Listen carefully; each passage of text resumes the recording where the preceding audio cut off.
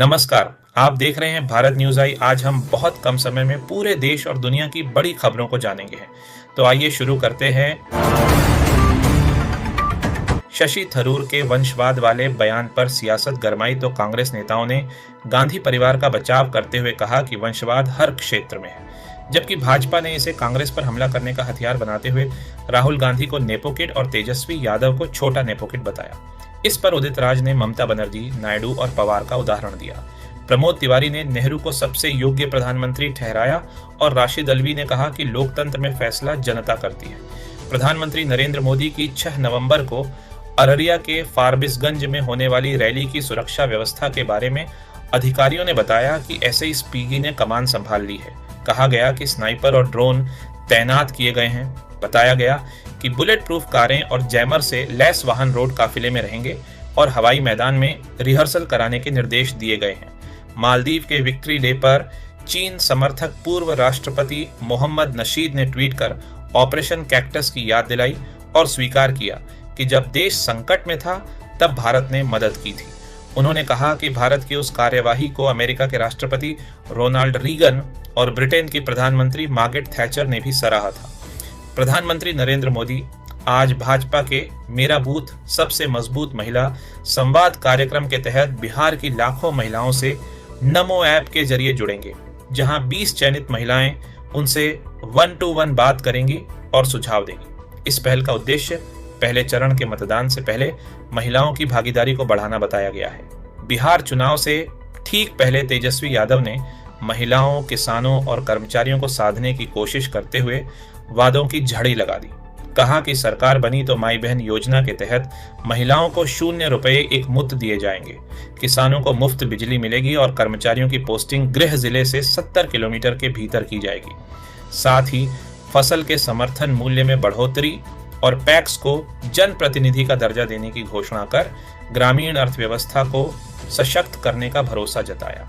जबलपुर के तिलहरी में आयोजित जीवन उत्कर्ष महोत्सव में आरएसएस प्रमुख मोहन भागवत ने कहा कि संतों के प्रवचन चलते रहे, इसके लिए हम डंडा लेकर खड़े हैं। उन्होंने संतों को ईश्वर का अंश बताते हुए कहा कि उनकी वाणी समाज को सही दिशा देती है और संघ के स्वयं सेवक संतों की सेवा में समर्पित हैं। छत्तीसगढ़ के बिलासपुर में बड़ा रेल हादसा हुआ, जहां कोरबा पैसेंजर ट्रेन मालगाड़ी के ऊपर चढ़ गई। इस भीषण टक्कर में 6 यात्रियों की मौत हो गई और दर्जनों घायल हुए। रेलवे अधिकारियों ने मौके पर पहुंचकर बचाव कार्य शुरू किया और बताया कि हादसे के कारणों की जांच जारी है, जबकि घायलों के इलाज के लिए सभी संसाधन लगाए गए हैं। बिहार विधानसभा चुनाव के पहले चरण में मुख्यमंत्री नीतीश कुमार की पार्टी जदयू के सामने बड़ी चुनौती खड़ी हो गई है, क्योंकि 87 सीटों में से 22 सीटों को दोबारा जीतना उसका लक्ष्य है। पार्टी आलमनगर, बिहारीगंज और सोनबरसा जैसी अपनी पारंपरिक सीटों पर पकड़ मजबूत रखने की कोशिश में है, जबकि 29 अन्य सीटों पर उसे कड़ी टक्कर मिलने की संभावना जताई जा रही है। मुख्यमंत्री योगी आदित्यनाथ मुख्तार अंसारी से खाली कराई गई डालीबाग की अवैध जमीन पर बने फ्लैटों की चाबियां गरीबों को सौंपेंगे, जिससे उन्हें लखनऊ के पौष इलाके में रहने का मौका मिलेगा।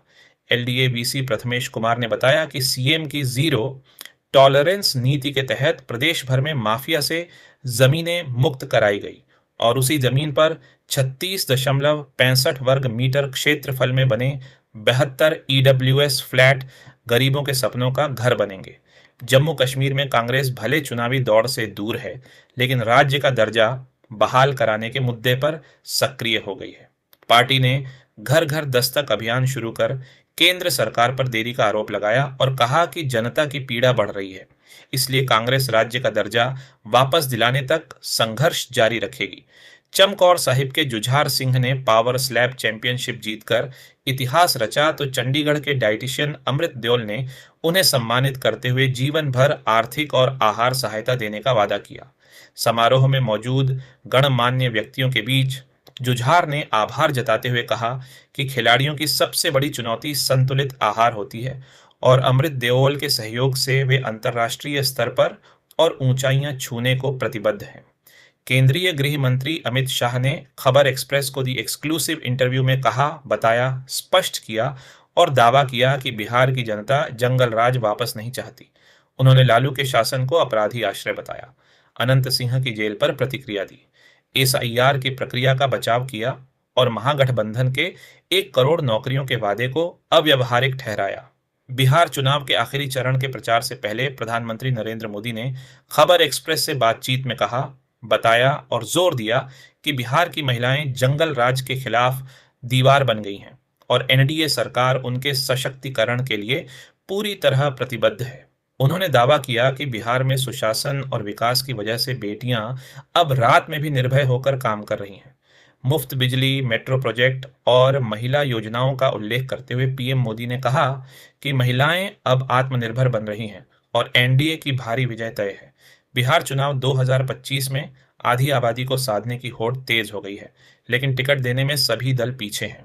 मुख्यमंत्री नीतीश कुमार ने महिला रोजगार योजना के तहत 1 करोड़ 25 लाख महिलाओं को 10 से 100 रुपये भेजकर बड़ा दांव खेला, तो तेजस्वी यादव ने माई बहन योजना और जीविका दीदियों को सरकारी कर्मचारी बनाने का वादा किया।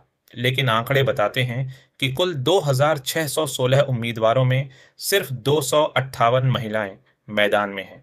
यानी वोट के लिए योजनाएं तो खूब, पर राजनीतिक भागीदारी में अब भी भारी कमी। देश के 9 राज्यों और 3 केंद्र शासित प्रदेशों में शुरू हुए एसआईआर 2.0 के खिलाफ इंडिया गठबंधन ने संसद से लेकर सड़क और सुप्रीम कोर्ट तक लड़ाई का ऐलान किया है। विपक्षी दलों ने सुप्रीम कोर्ट में याचिका दायर करने और राज्य स्तर पर विरोध जताने का निर्णय लिया है।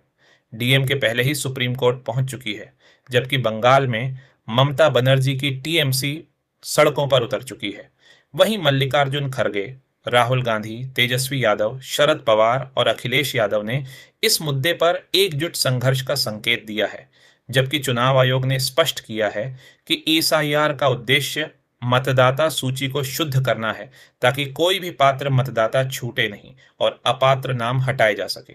बिहार चुनाव 2025 में दरभंगा में मुख्यमंत्री योगी आदित्यनाथ के रोड शो में जन सैलाब उमड़ पड़ा। सड़कों से लेकर छतों तक जय श्री राम, बुलडोजर बाबा जिंदाबाद और हिंदू हृदय सम्राट योगी आदित्यनाथ के नारे गूंजते रहे। मुख्यमंत्री ने जनता का अभिवादन करते हुए उत्साह के लिए दरभंगा वासियों का आभार जताया और एनडीए उम्मीदवार संजय जी को जिताने की अपील करते हुए कहा कि प्रधानमंत्री मोदी के मार्गदर्शन और नीतीश कुमार के नेतृत्व में सुशासन की सुदृढ़ नींव पर समृद्ध बिहार का निर्माण होगा। वहीं योगी ने सियावर रामचंद्र की जय और मां जानकी की जय के नारों से भीड़ में जोश भर दिया। बिहार चुनाव में एआईएमआईएम उम्मीदवार तौसीफ आलम ने बहादुरगंज की सभा में आरजेडी नेता तेजस्वी यादव पर हमला बोलते हुए कहा कि तुम्हारी आंख निकाल लेंगे, उंगली और जुबान काट लेंगे। तेजस्वी पर असदुद्दीन ओवैसी को चरमपंथी कहने का आरोप लगाते हुए उन्होंने चेतावनी दी कि ओवैसी मुसलमानों की आवाज है, उनका अपमान बर्दाश्त नहीं होगा। इस बीच ओवैसी ने भी सभा में कहा कि तेजस्वी यादव ने 17% बिहार की जनता का अपमान किया है और पूछा कि क्या मुसलमान ऐसे लोगों को वोट देंगे, जबकि तौसीफ आलम पर पैसे बांटने का वीडियो वायरल होने के बाद मुकदमा दर्ज हो चुका है। मुख्यमंत्री योगी आदित्यनाथ की मॉनिटरिंग से उत्तर प्रदेश में राजस्व विवादों के निस्तारण में तेजी आई है, जिसमें लखनऊ ने 15,260 मामलों के निपटारे के साथ पहला स्थान प्राप्त किया, जबकि जौनपुर ने 480 मामलों का निस्तारण कर 192% लक्ष्य हासिल करते हुए जनपद स्तरीय न्यायालयों में बाजी मारी और भू राजस्व मामलों में भी 184 मामलों का निस्तारण कर प्रदेश में अव्वल रहा, जिसे अधिकारियों ने सीएम योगी की पारदर्शी और त्वरित न्याय नीति का नतीजा बताया। कांग्रेस सांसद शशि थरूर के वंशवाद पर लिखे लेख से सियासत गंवाई, तो भाजपा नेता शाहजाद पूनावाला ने उन्हें चेताते हुए कहा कि जब उन्होंने 2017 में राहुल गांधी को चुनौती दी थी तो उनके साथ क्या हुआ सब जानते हैं। इसलिए थरूर को खतरों के खिलाड़ी बताते हुए आगाह किया कि प्रथम परिवार प्रतिशोधी है।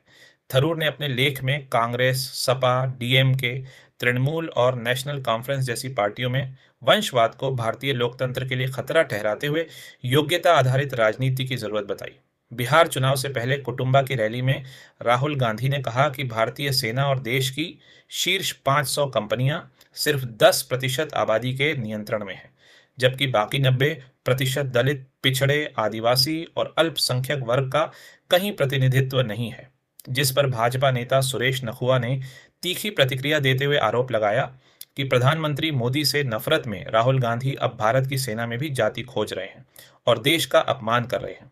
बिहार चुनाव के पहले चरण से पहले औरंगाबाद में राहुल गांधी ने प्रचार गाड़ी से शराब की खेप मिलने को लेकर नीतीश सरकार पर तीखा हमला बोला, जबकि पटना में तेजस्वी यादव ने किसानों को मुफ्त सिंचाई, बिजली और माई बहन योजना के तहत 14 जनवरी को महिलाओं के खातों में राशि भेजने का ऐलान किया। वहीं राज्य में पीएम मोदी, नीतीश कुमार, अमित शाह, राजनाथ सिंह और तेजस्वी यादव समेत कई नेताओं की रैलियों से चुनावी माहौल गमाया हुआ है और आज पहले चरण के मतदान से पहले प्रचार का शोर थम गया। आपकी सरकार झूठी, आपका पद भी झूठा कहकर एसआईआर के खिलाफ पश्चिम बंगाल में विरोध तेज होने पर मुख्यमंत्री ममता बनर्जी ने भाजपा पर निशाना साधते हुए आरोप लगाया कि एसआईआर की घोषणा से डर और त्रासदी फैली है। वहीं टीएमसी के राष्ट्रीय महासचिव अभिषेक बनर्जी ने बताया कि पिछले 7 दिनों में हुई मानवीय क्षति के परिजन रैली में मौजूद थे। दावा किया कि यह प्रक्रिया लोकतंत्र को कमजोर कर रही है। जोर दिया कि पार्टी अब दिल्ली में भी विरोध उठाएगी। अपील की कि जनता साथ दें और संकेत दिया कि एसआईआर वापस न किए जाने तक संघर्ष जारी रहेगा।